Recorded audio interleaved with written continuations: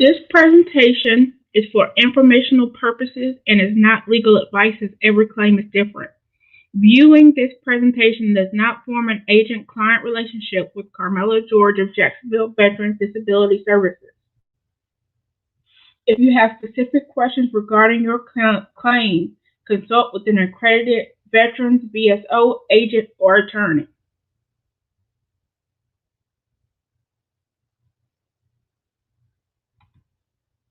Hi guys.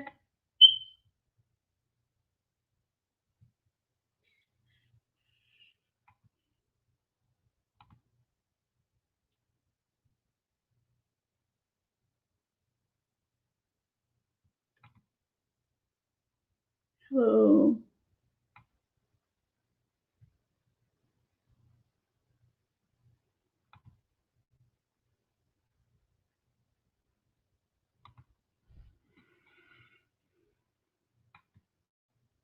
I'm having a little bit of a lag.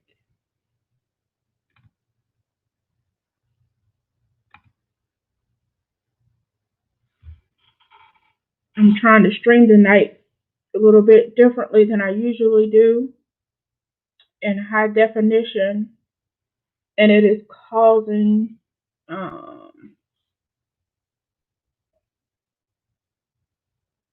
my side to lag. But I did want to come back today because last week I said I would be on Monday, Wednesday, and Friday. On Friday, I totally forgot. Like, it just slipped my mind.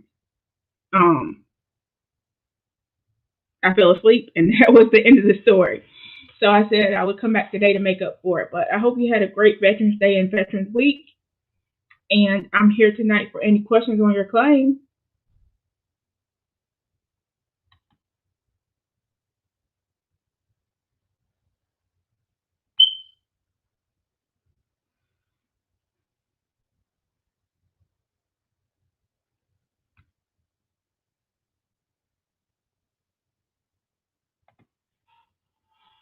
Hello, I need someone knowable like yourself to help with TDIU appeal. There are lots of good representatives out there. Please post that you're looking for a representative, and someone will probably recommend a few people. I know there are a couple other claims agents in the group that are admin: Shelton Holden, Richard Evans, Sonny Wells. If I start naming names, I'm going to leave somebody out, but those are three that come top of mind that you could contact for some help. But there are other great agents and VSOs and attorneys in the group. Please reach out, make a post, and see what you can get from that. Hi. Hello, everyone. Cold evening here in North Carolina.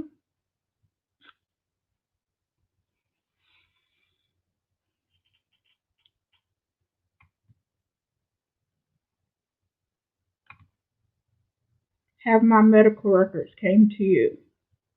I'm not sure who that is asking, but send me. It sounds like you might be a client of mine. Send me a message. How do I fix an e-benefits if my VSO put in a claim as new, but I specified as secondary?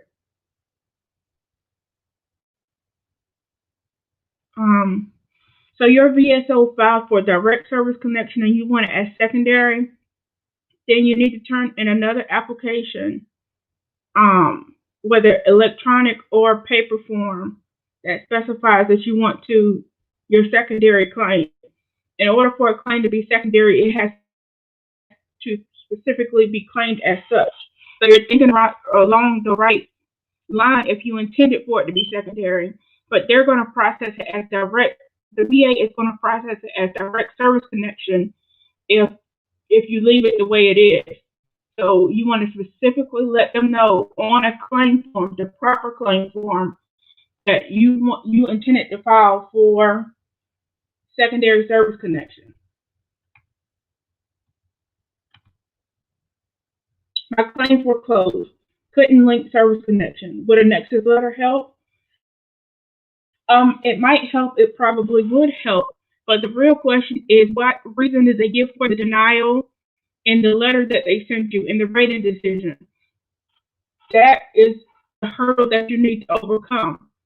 Um, I'm assuming that they are saying that you didn't have a nexus because you're saying they couldn't link it. Um, but did they say you have a current diagnosis?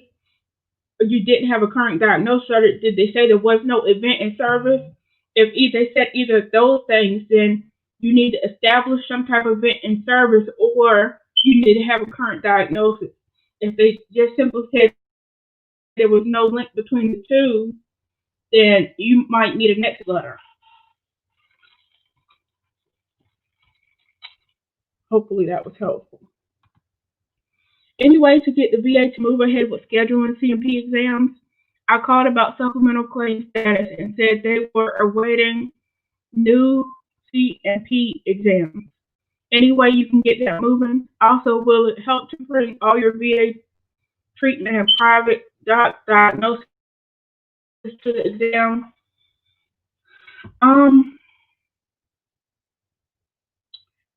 If you know what contract company has the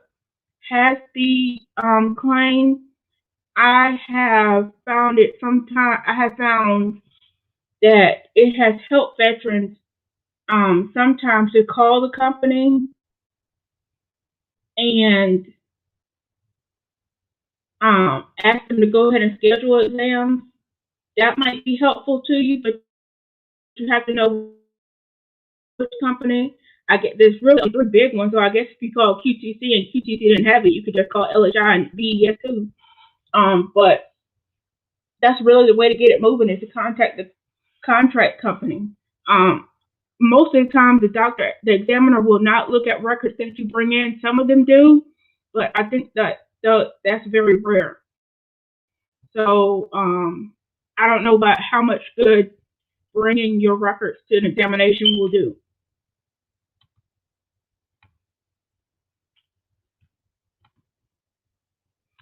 Do you have to prove you were seen within a year to be service connected? No, you do not.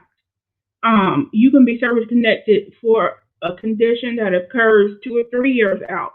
From what I understand, if you're asking about presumptive service connection, then yes, you would have to prove that you had a diagnosis within a year of service if you're trying to get connected presumptively. If not, you just need to prove you have a current diagnosis.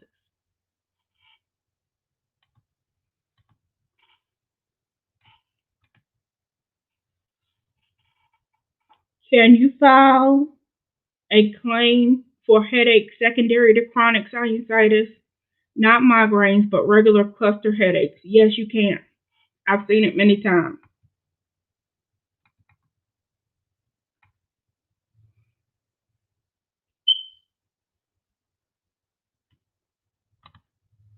Are you accepting new clients? If not, who do you recommend in Texas? No, I am not. And about the only thing that comes to mind in Texas is the Texas Veterans Commission. I know there's some agents out there in Texas. I just can't call them by name. But, remember, VA veterans law is federal law, so people can serve you from anywhere.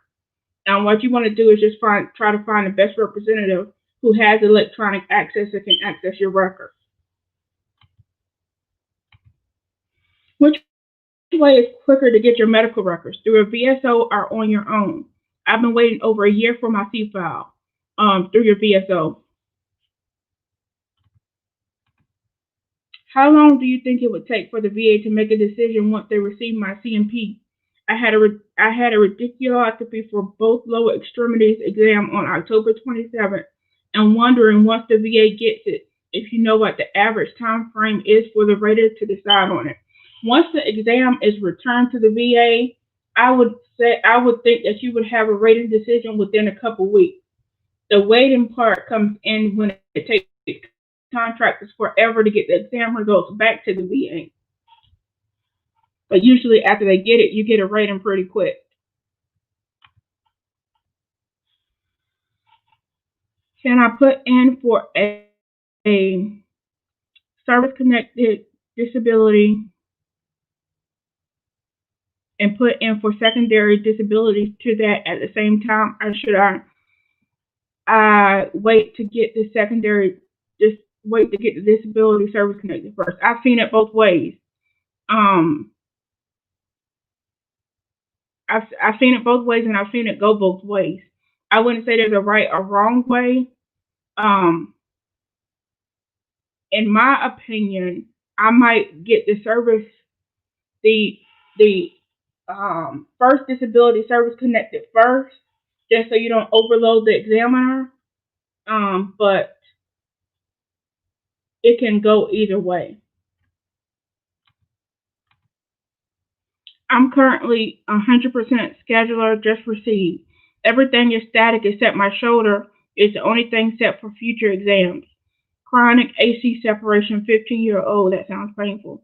15-year-old injury, had a reval in 2019. Same rating. Literally missing the ligament from my shoulder. Still have it, won't get better. How would you go about getting PMT? I have other claims out as well.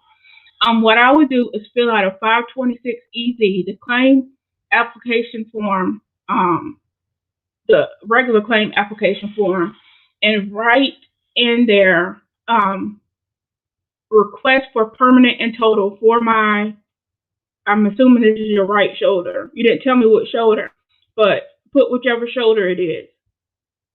And they will give you a new exam for it. It sounds like the minimum you can get for your shoulder if it's painful is 20%, and it sounds like you're probably around that type of rating, and so you don't have much to lose. So I would ask for I would request permanent and total on your shoulder and submit that, and they will give you another exam, and hopefully they make it permanent. But you have to specifically request that they make it permanent in just that condition. You don't want them to reopen your whole file. So be specific in your request about what condition you want to be made permanent and total, and the VA should oblige if it's not getting better.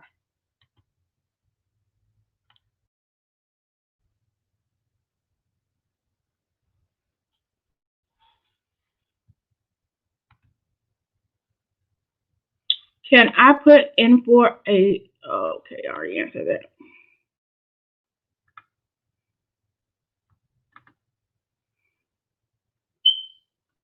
Man, this video view is terrible. I thought it would be better with high definition. Having, let's see.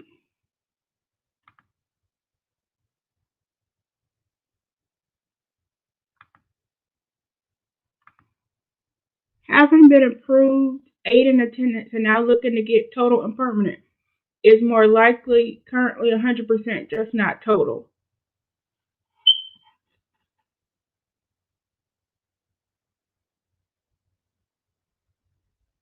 It really just depends on the severity of your conditions. I think I understand what you're asking. But it just depends on the severity of each condition and what they rate it, and if it totals up to 100%. But how long does it take for an HLR? From my view these days, I'm seeing HLRs take between 4 and 6 months. 4 and 6 months. I have a question. Please ask. If a veteran got out of service March 2020 and they got diagnosed with sleep apnea in May 2020, is that still within a time period? Yes, that is within the time frame for presumptive conditions, and so I would put in a claim for it ASAP. You want to get that claim in and get an exam in before March 2021.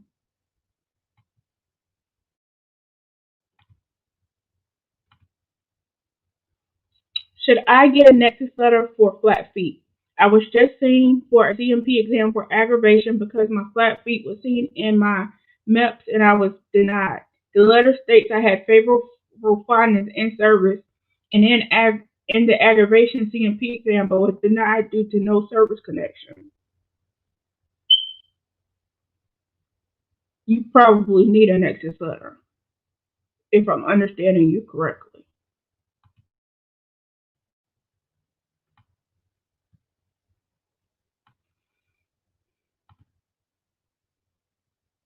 Can wisdom tooth removal be service connected for headache?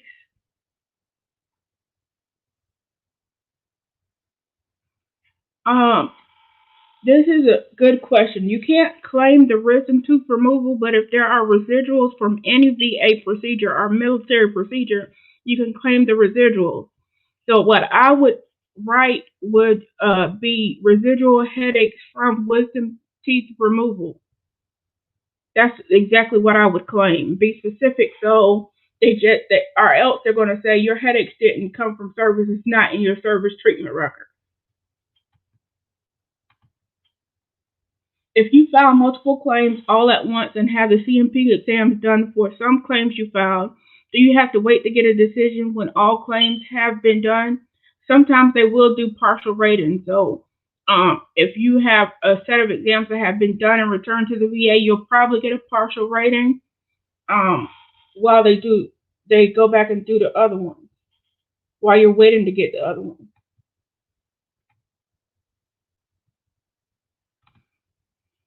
How hard is it to SMC period? I'm not sure what you're asking, but your disabilities have to be of such severity to warrant SMC, which is loss of use of hands, feet, blindness, um, not being able to hear, burn injuries, amputation, something along those lines. I was denied TDIU before COVID, and now I'm having problems finding someone to help me file an appeal. If there is anyone on this feed that could possibly help, please reach out to me. Awesome. So somebody please reach out and help him.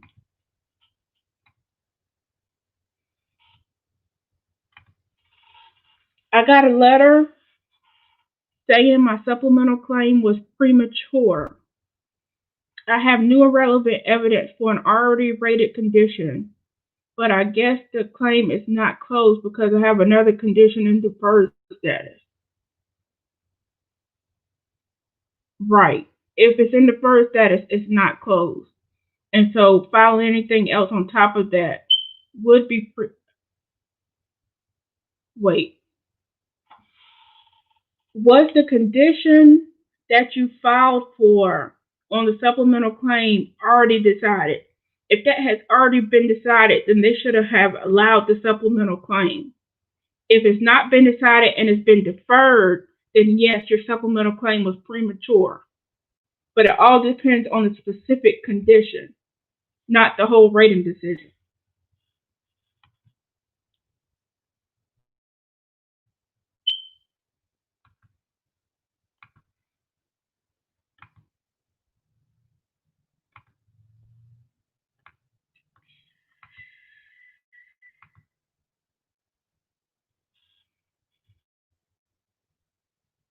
How many people have you seen that are 100% TMP or 100% scheduled or get approved for SSDI? Lots of people. Usually, well, in my case, I don't know why, but I usually see people get SSDI before they get VA. But it can work in reverse too because the VA is going to request all your records from Social Security. Social Security is going to request your VA record. So, it's not ultimate determinative or decider in your SSDI, but it's a big factor.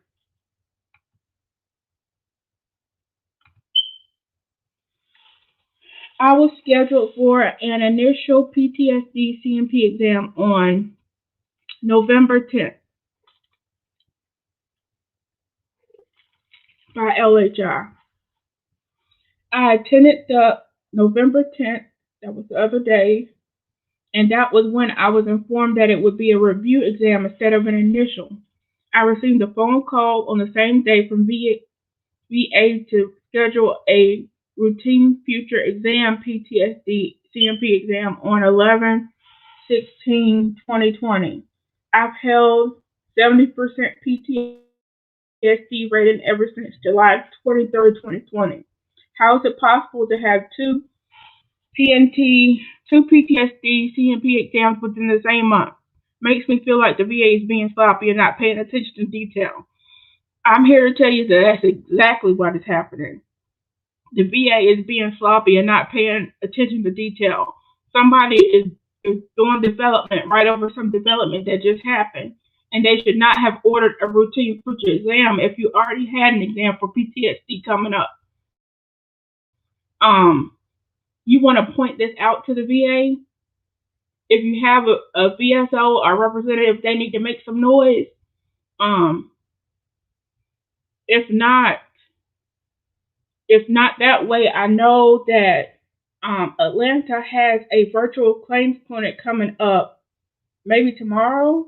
Is it tomorrow? Where you can call in and talk about issues with a rater or claims representative. You might want to try to get on one of those.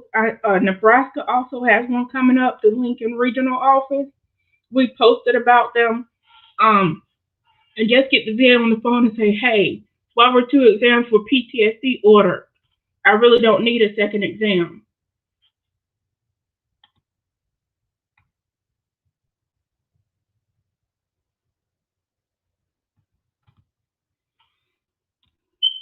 Can I file my asthma as secondary? The VA doctor put me on meds for asthma for the last 20 years, but when I filed my claim, they denied my asthma even though it states it in my medical record. What was the exact reason in the letter that they denied your asthma? That is the what you're going to need to overcome. But yes, you can file it as secondary now if you want to go that route. But if it's been denied before and you're coming back and filing it as secondary to something, then it's going to have to go on a supplemental claim form. So make sure you use the right form on that. I'm 10% tinnitus. I have filed secondary. I have secondary filed for migraine. Have buddy statement, personal statement, and a list from my migraine buddy to show patterns. Also being treated at the VA with Imitrex and another medication. Do you think I will still need a Nexus? You're you're going to need a Nexus either way, whether you get it privately or through the VA. But they're going to say their opinion on whether it's service connected or not, and you have the opportunity to get the Nexus there. So I would try that first, and if it gets denied, then get a private Nexus letter.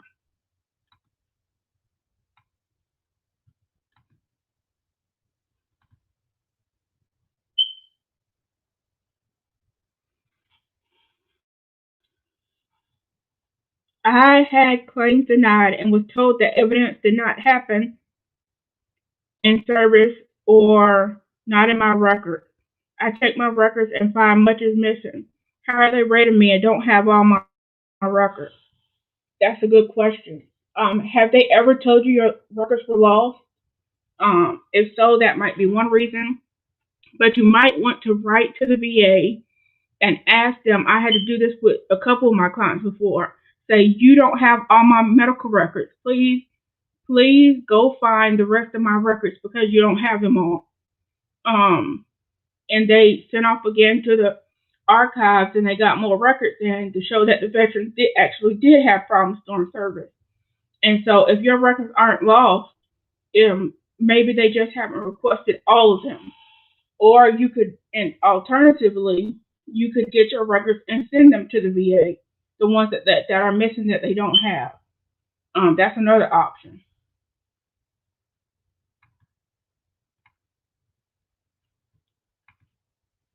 VA lost my medical records.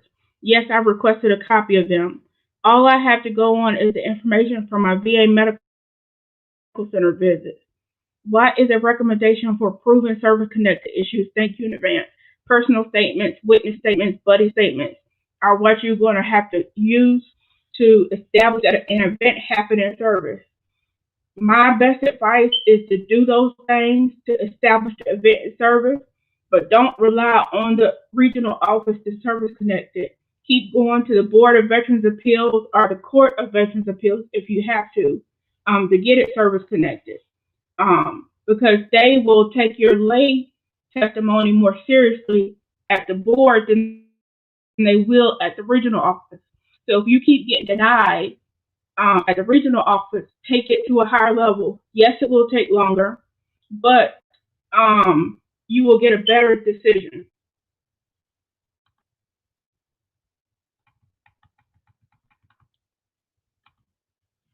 I have a televideo neurology appointment tomorrow. How are they supposed to diagnose something for a service-connected issue? They're just going to ask you questions, and your responses will determine what they write. They're your responses in your record. So I got out of the Army on March 30th. Oh, that's my birthday. March 30th, 2010. And I got diagnosed with sleep apnea May 2010. They denied it. What do you recommend I do?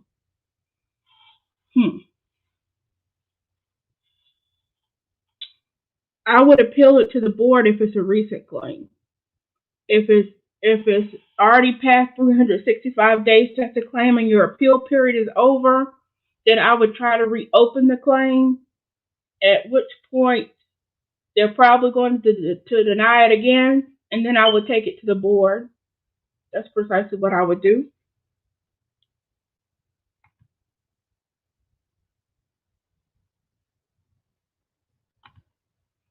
I have a sleep apnea appointment coming up. Any advice? It's going to be really short. They're going to ask you a couple questions. Do you use a breathing device? They're going to ask you about daytime sleepiness and things like that. But generally, those are 10, 15-minute appointments if you're just going for sleep apnea by itself. So don't expect very much out of it. Just a couple questions. If you look at the sleep apnea DBQ, then you're going to know exactly what they're going to ask you.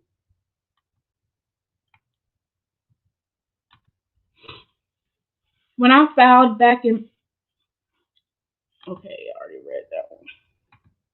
What is the percentage for carpal tunnel? You have to look up the schedule for rated disabilities. Carpal. Let me do it now. Carpal tunnel.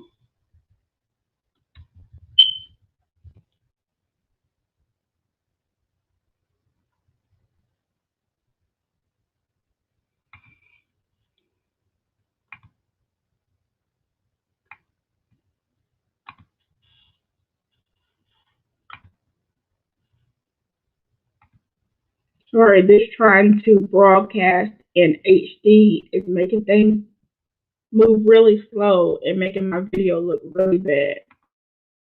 So give me a minute here.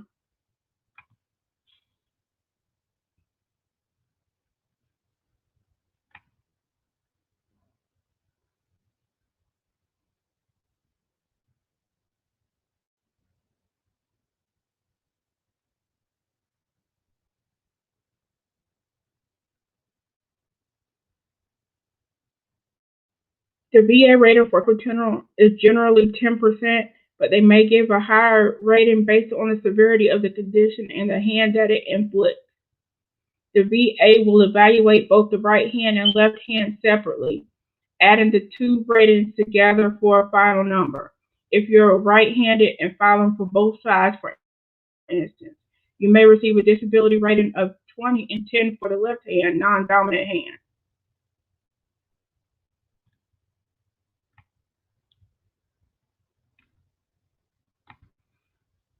So usually 10%. I'm 100% PNT, but I have other disabilities I feel should be service connected. What do you think about that? I have a couple different feelings about it. I saw something today where Doug said to someone that there are as many reasons to file as not to file, basically, when you're already 100%. It just depends on your specific circumstances. If there is added benefit to you in filing more claims, you're actively seeking special compensation. Um, there are disabilities that might result in your death, terminal conditions, um, are some other benefits. That is when I would suggest filing more claims. But if there's no benefit to you to file more claims, you can't get over 100%, then why would you file more claims? You're just asking to be reduced.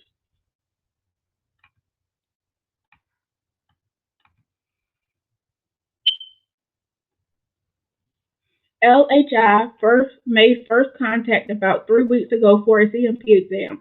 How long is the typical wait?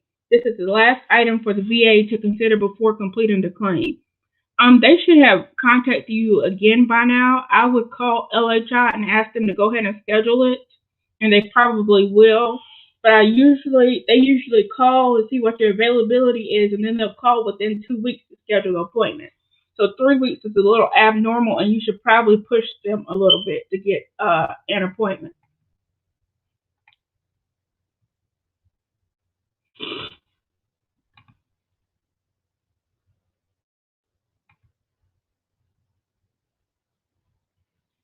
Hello, I have PTSD. I know sleep apnea can be secondary to PTSD.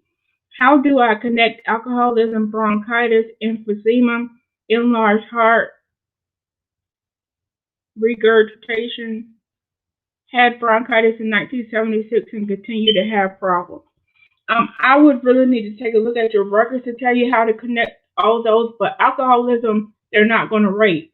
If it's secondary to PTSD, then they're just going to rate it as a mental health disorder and combine the two things. But that's not a separate condition by itself. The bronchitis, emphysema, enlarged heart depends on what's in your record. If you feel like it has to do with alcohol usage, then you might want to claim it secondary to PTSD and alcohol use disorder. But it really all depends on what's in your records as to how you approach your claim. My brother is an alcoholic since the military. He was with 82nd Airborne. He now has cirrhosis of the liver. He has 30% for mental health. Can he connect alcoholism? What he probably wants to do is put in an increase for mental health, and talk about his alcohol use in the exam, because the examiner needs to know that he should probably have a higher rating than 30% if he's an alcoholic. But you're going to want to claim cirrhosis liver secondary to his mental health, but you need to specify that it came from alcohol use. So cirrhosis of the liver due to alcohol, and claim secondary to mental health, and that should be enough to take it. The alcoholism into account in his mental health rating. So I would put in for an increase ASAP and claim cirrhosis of the liver secondary. That's a good question. And I hope it gets better, by the way. 82nd Airborne. Isn't that in Fayetteville, Fort Bragg?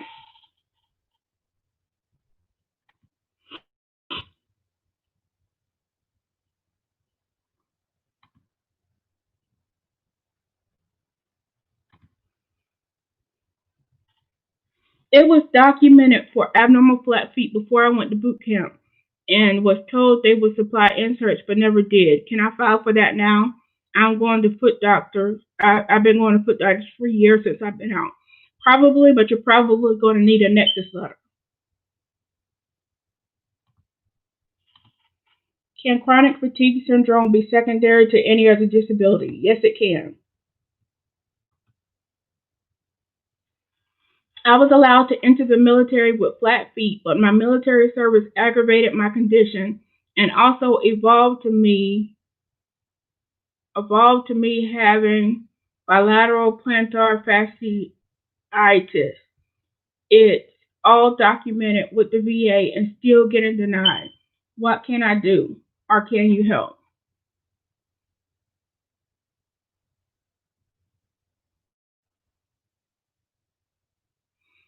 You need to figure out what the exact reason they are denying is for. It's in your rating decision letter. Read it very, very closely. Post it. Post a screenshot of just that section to the group if you have to, so we can help explain it to you. But we need to know the exact reason it was denied in order to help you overcome that denial. Or your other option is to take it to a higher level, appeal to the board. Um, but you need to make sure that aggravation was taken into account in your decision. That's what I would do. I would get the CNP exam results and make sure that the VA considered aggravation in your opinion and not just and not just caused by, but proximately due to. Hmm. I got secondary for tinnitus, but nothing for hearing loss. I see that quite often. Did your hearing exam come back as normal? If so, that's not an abnormal result. Can you win a VA claim without a Nexus letter? Absolutely, you can. I see it all the time, every day. You can win a VA claim without a Nexus letter. Most of the time when you get an exam and it's not already service connected, they're going to ask the examiner for a medical opinion, and that VA examiner can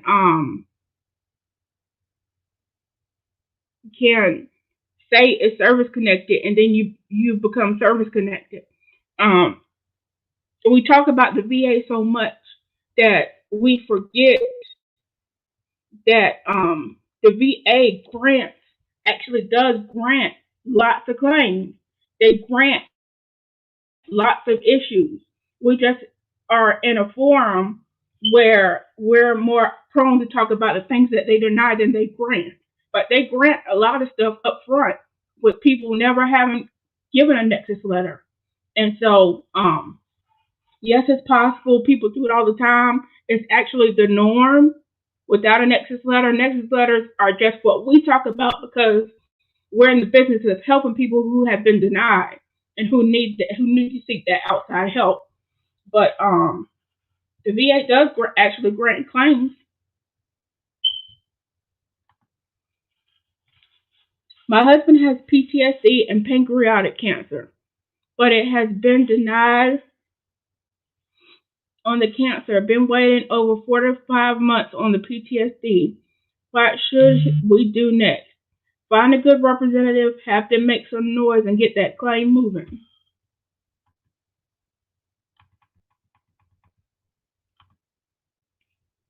The condition is already decided and rated. This is regarding the premature supplemental claim. Basically, it's an increase and different from the deferred claim. Oh, then it sounds like the VA made a mistake, that your claim was not premature. In that case, you need to write back to them and say, my claim was not premature. This has already been decided. And please open my claim back up immediately for processing as it was properly filed.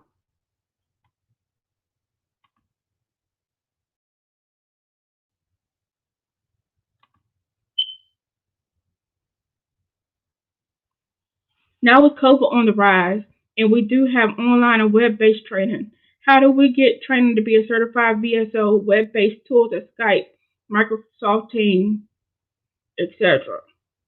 I'm not a VSO, have never been, so I'm not sure how they're training their folks. I'm sure they have some virtual means to do so. I've heard of some offices taking veterans now virtually and things like that, but if ever there was a time for veterans organizations to modernize, now is that time because they're not able to see veterans in person, so they should be finding ways around that. Um, you would have to check with the DAV or VFW or American Legion or those organizations to see what if they're offering virtual training though. I'm sure some have adapted. Can you work part-time if you are IUP&T? As long as you make under the poverty level, like less than 13,000 a year, you're fine. I'm SC4. I'm not going to try to say that. In right thumb joint. Just been diagnosed with the same thing in the left thumb. Can I claim the left thumb secondary to the right thumb? Absolutely. It's probably overcompensated and developed the same disease.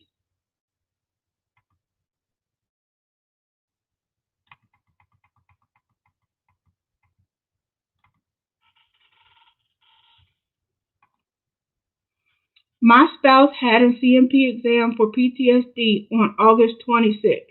It came back deferred due to medical opinion and exam. His anxiety and depression was denied.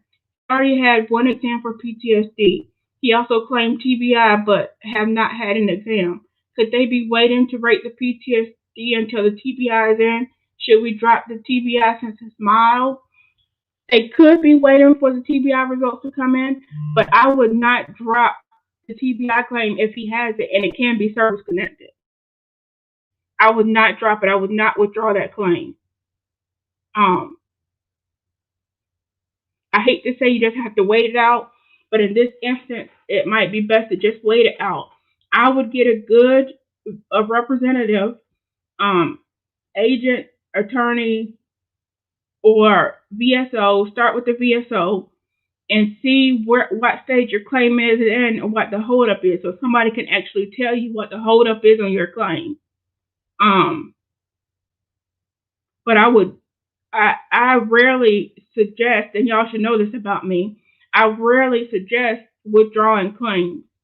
Um, I have had some clients that I've taken on that I looked through their files, and in the past they withdrew claims at the BVA level at different levels, and they were winnable claims.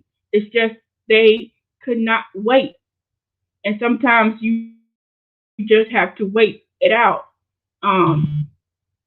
So I rarely recommend withdrawing claims unless you feel like it's frivolous or there's no point or it just won't happen. Otherwise, don't withdraw the claim.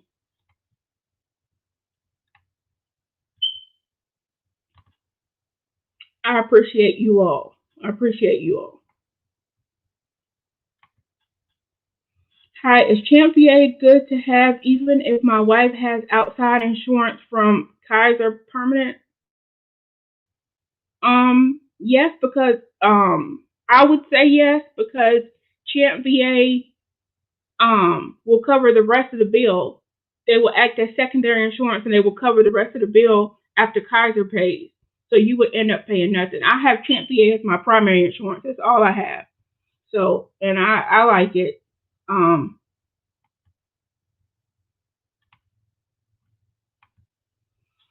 How much do buddy letters help? Should I get them before my CMP or wait? If you've already filed a claim and you have a CMP exam already scheduled, then it's too late to file your buddy letter.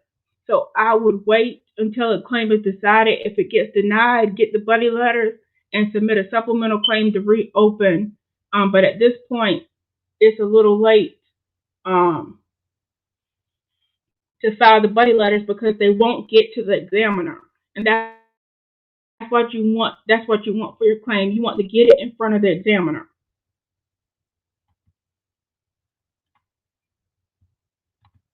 If you're 100% and your paperwork said you are homebound, should you file for homebound money? If your paperwork said you're homebound, you're likely, probably 99% already getting homebound money. They should have service connected you for that. Two, what you need is your rating code sheet, which would tell you what you're getting paid for. I came back from deployment with a huge mass on my hand that keeps getting bigger. Every time it's looked at, no one has a clue what it is.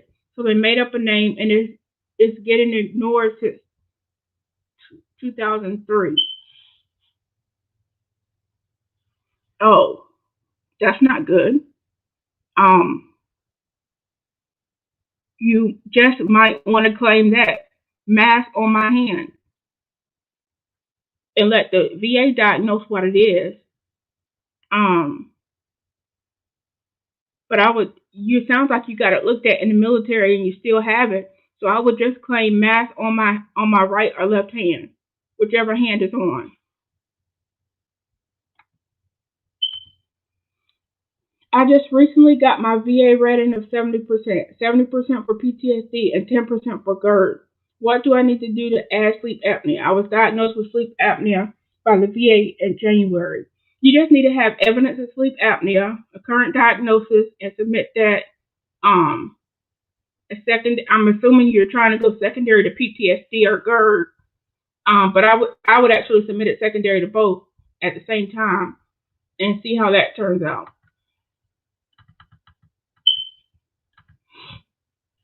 I'm rated for low back pain.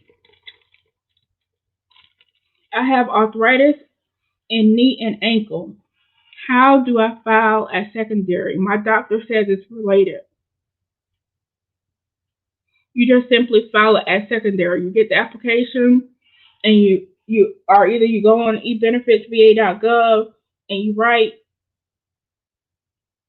bilateral arthritis, bilateral knee arthritis secondary to low back pain or back pain.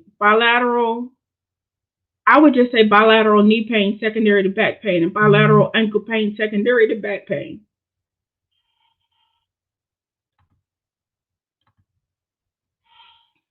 If the VA diagnosed you with PTSD in 2006 but filed in 2018, once I received my rating, the VA dated back to 2017. Can you file for back pay going back to 2006? Usually not. Usually not.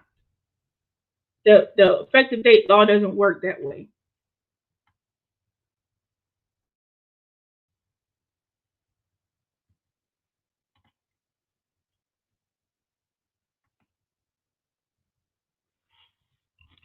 Is it recommended to submit additional records?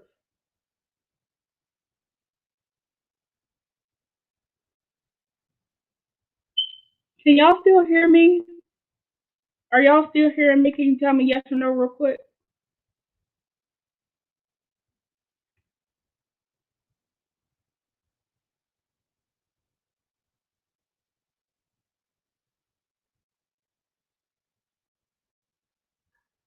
Okay, great. Great. Um, awesome. It looked like on my end that the video had disappeared, but I guess not. Is it recommended to submit additional information on any conditions while the claim remains in that stage? I have been having white noise sounds in both ears daily since my CMP exam. Um, After your CMP exam, there's really no use in submitting more information unless it's determinative, like a Nexus letter, or it speaks to it being service connected. Like simply lay statements, the examiner won't see it, so it won't be much help. What you want to do is when you submit a claim, you want to submit everything up front so it gets in front of the examiner. Lay statements, buddy statements, everything. If you've been having trouble since the exam, you can note that for the VA. You can submit a statement and note it for the VA, but they're basically going to go with what the CMP examiner said. And you might want to save the late statement in case you get denied and need to reopen the claim. I've been out a few years. Never complained of tinnitus, but I have it now. Can I just claim it, or do I need to go to my civilian PCP and complain of it first? In order, in order works, do I need the PCP diagnosis if I worked in high noise exposure?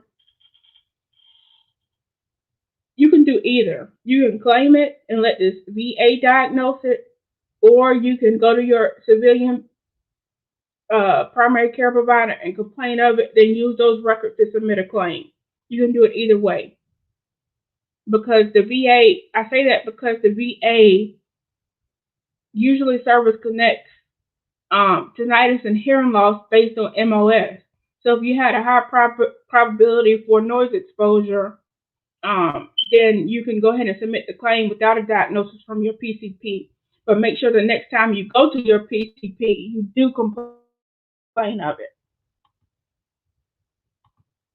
I was just diagnosed with severe PTSD, anxiety, and depression for MST by my specialty therapist. What is my next step? My assault is documented in service. Will I get an automatic rating? It won't be automatic, but you will very likely get a rating if your assault is documented. You need to file a claim ASAP, tonight, right now. Cut me off and go file your claim. Is your therapist outside the VA? Feel free to shoot me a message on this one. I know some topics are sensitive to talk about, but is your therapist outside the VA? If so, gather those records and file your claim.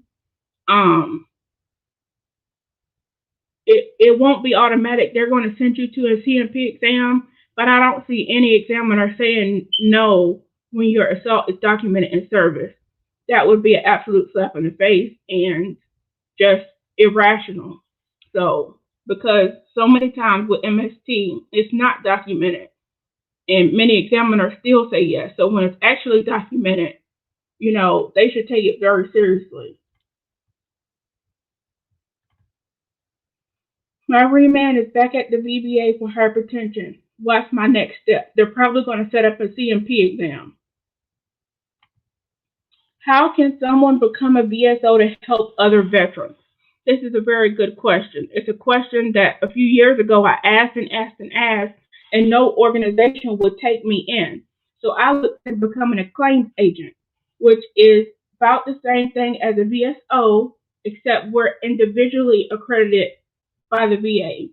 So where VSOs are accredited as a group, the DAV is accredited, the VFW is accredited, American Legion is accredited. I am accredited individually, and so are other agents. So that might be something that you want to look into, becoming a claims agent. I absolutely love what I do. I run my own schedule. I do my own thing, and it's a joy helping so many veterans get what they're entitled to. I hate that so many have to fight for it, but once we get that end result, it really is very satisfying work. So if you can't find out how to become a VSO, or no organization will accept you, look into becoming a claims agent. It just requires a background check. You have to pass a 28-question test on the veterans law and some 3-character references. That's pretty much all that's required.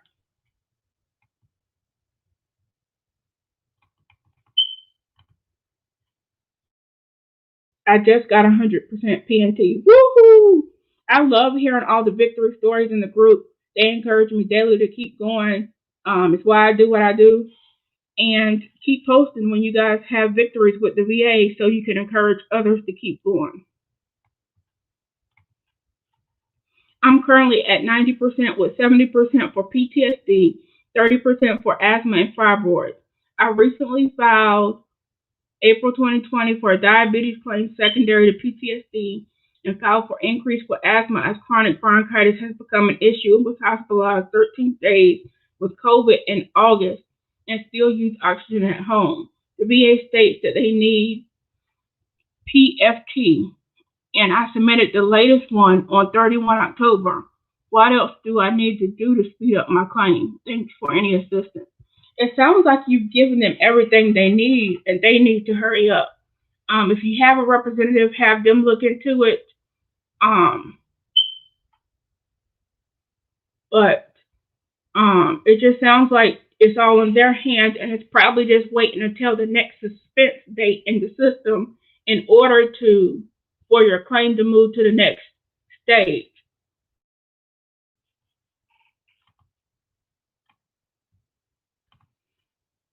I filed my intent to file in April 2020. I submitted my evidence in August 2020. On the website, it states compensation date August 2020. Is this correct? No, it is not. No, it is not. And if they try to give you an August date, you need to fight for the April date. That's 4 months of back pay. I have one CMP in September and still waiting CMP for the other conditions I filed for. I have called every week and LHI just says they haven't scheduled an exam. Is there a time frame or limit?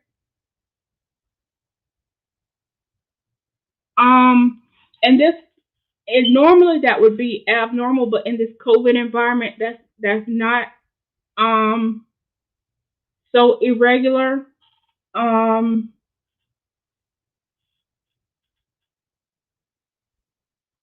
I would just keep calling LHI.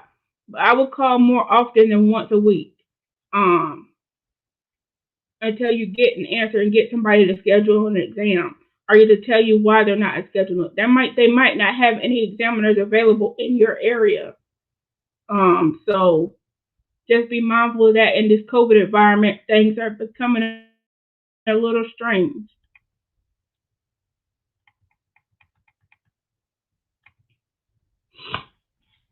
Had my last CMP exam by VES about 2 weeks ago. How does it take to process by the VA? It should only take a couple weeks. I'm service connected for facial hernia. I had umbilical surgery for it. Can I claim the scar? Yes, you can. I have a friend who is 10% for tinnitus, but he has been in and out of jail for drugs and other problems. I told him to file for secondary MDD. He just started doing mental health over the phone. What do you think? I think you gave him very good advice.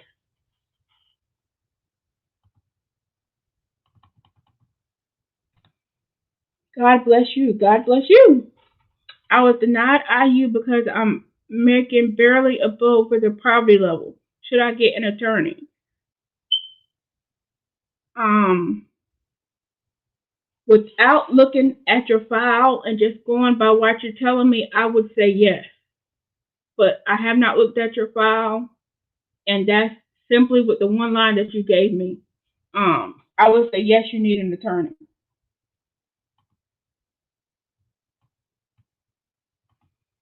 Hello, asking this question for my brother.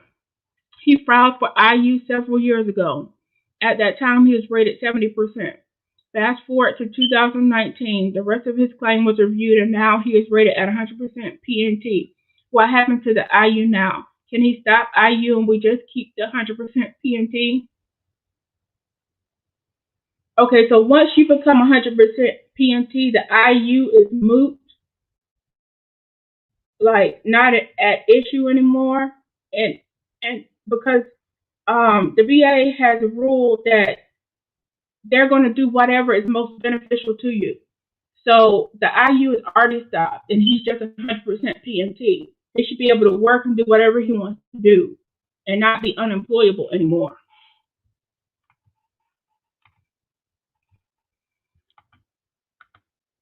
Can you link restless leg syndrome to hip lower back issues? Does a sleep study need to be done for RLS? I've seen it linked to that before. I'm not a medical professional, but I've seen it linked. And no, you do not need a sleep study for RLS. You just need a diagnosis.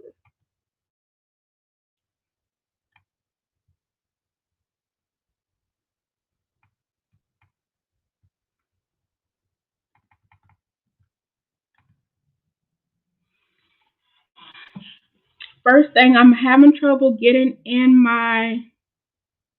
I came out of Vietnam with diagnosis of combat fatigue in a combat zone on a firefight.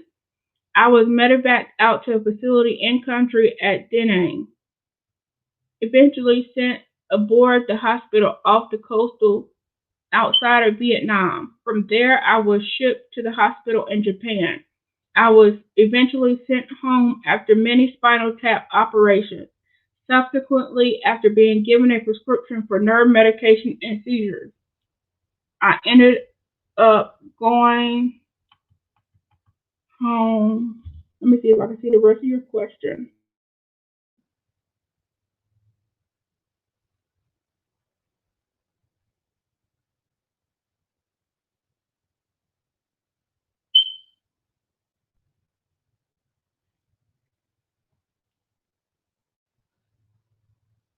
Let me see if I can see the rest of your question.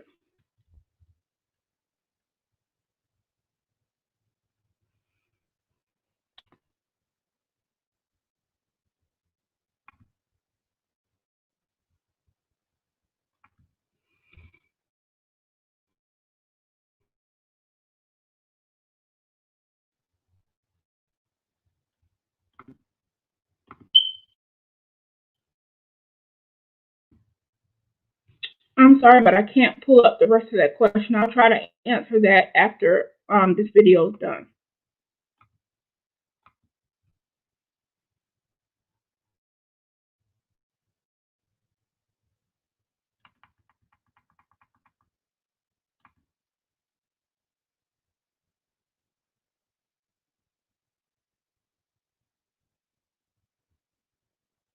9 documented MST sent in a 3-page statement. CMP on tomorrow.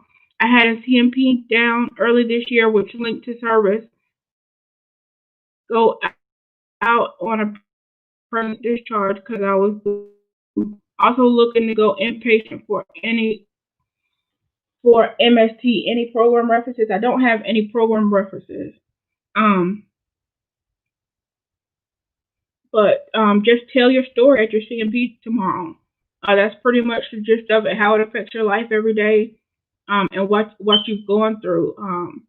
It is a time to be open and raw and let the examiner know exactly how bad it is. And I'm sorry you had to go through.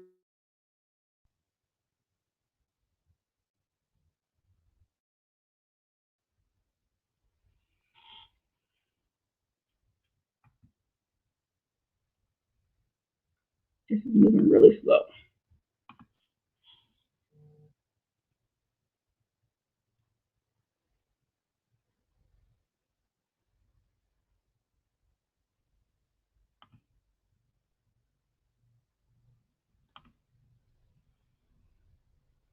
What is a medical retirement? A medical retirement is a type of military um, service where a type of ending to your military service where you retire medically because of a medical issue, just like if you worked a civilian job and you got hurt and all that type of stuff, and they give you medical disability. A medical retirement is where you retire because of your disability instead of having put in 20 or 30 years on a regular retirement. Can miscarriages be linked to PTSD? I'm not a medical professional, but I would search the BVA database and see if you can find any other examples of that. The BVA database, I'm putting the website up right now, bva.va.gov, and search the decisions database and see if you can find any other situations that are like yours, and see if any of those other situations have won their case.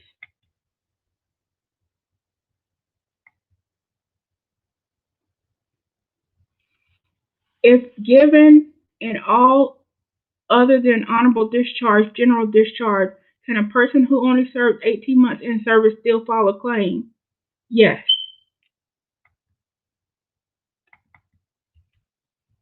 Alrighty, guys, it's been fun tonight.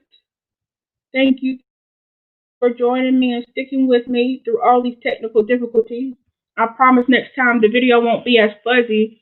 I try to do a higher quality video tonight, and it end up lower quality. But I'm going to fix that and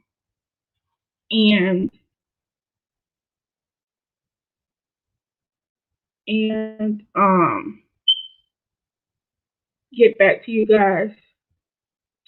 I'll probably be back next month. So thank you for your service and all that you've done, and y'all have a wonderful week.